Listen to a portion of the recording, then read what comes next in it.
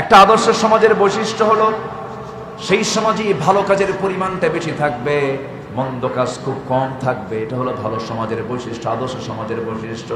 কিন্তু আমরা দুঃখজনক হলো সত্য যে সমাজে বসবাস করছি, ভালো কাজ বেশি না মন্দ কাজ বেশি?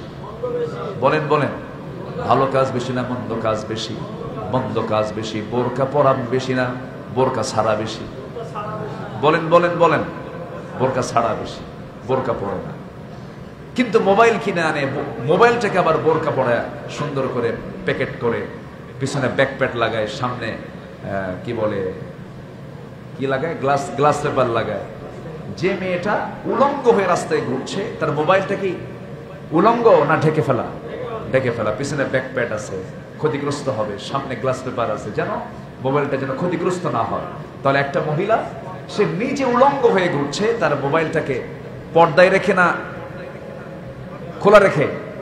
পর্দায় রেখে। তাহলে একটা তার মোবাইলটাই বলে দিচ্ছে যে সামান্য একটা বস্তু মোবাইল, এই যে কোনো সময় ক্ষতিগ্রস্ত হতে পারে, এর পিছনে ব্যাকপ্যাড লাগাও, সেফটি, এটা সেফটির জন্য সামনে গ্লাস পেপার লাগাও, তাছাড়া স্ক্রিনটা ভেঙে যেতে পারে, ফেটে যেতে পারে। তো মোবাইলের চাইতে একটা নারীর দাম কি কম? আসতে কয় কম না বেশি? একটা প্রাণী আছে, সেই প্রাণী আমাদের চোখে তেমন পড়ে না, ডাঙ্গায় ডিম পারে আর পানিতে বসবাস করে, কি নাম? কচ্ছপ। এখন বাচ্চারা আর এগুলো দেখে না, বলতেও পারে না, কচ্ছপ।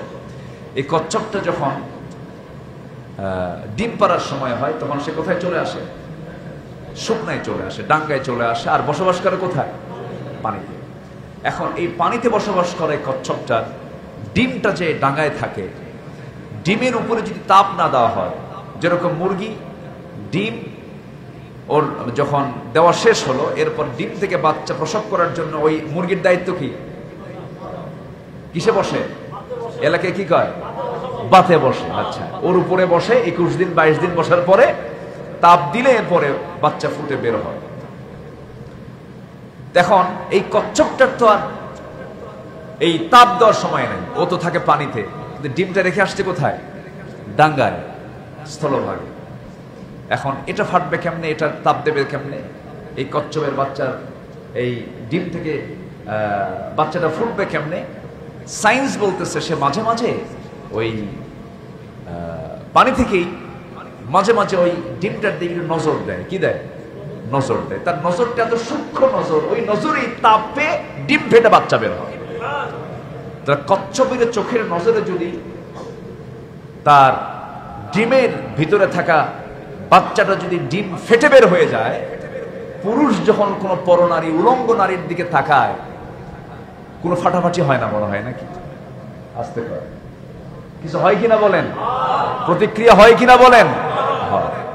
আর এটা যখন সমাজে ছড়ে যায়, তখন এটা কি সাধারণ কোনো অপকর্ম না জেনার অপকর্ম? আজকে সমাজে পর্দার পরিবেশ না জেনার পরিবেশ? বলেন, জেনার পরিবেশ। এই জেনার পরিবেশ, এটাকে বন্ধ করার জন্য, অনিসলামী পরিবেশকে বন্ধ করার জন্য ইসলামটা দরকার শুধু ব্যক্তিগত জীবনে, রাষ্ট্রীয় জীবনে। রাষ্ট্রীয় জীবনে, রাষ্ট্র মানে হলো মাথা। মাথা ঠিক হলে সব ঠিক। মাথা ঠিক হলে কি? সব ঠিক। আর মাথা পচা হলে সব পচা।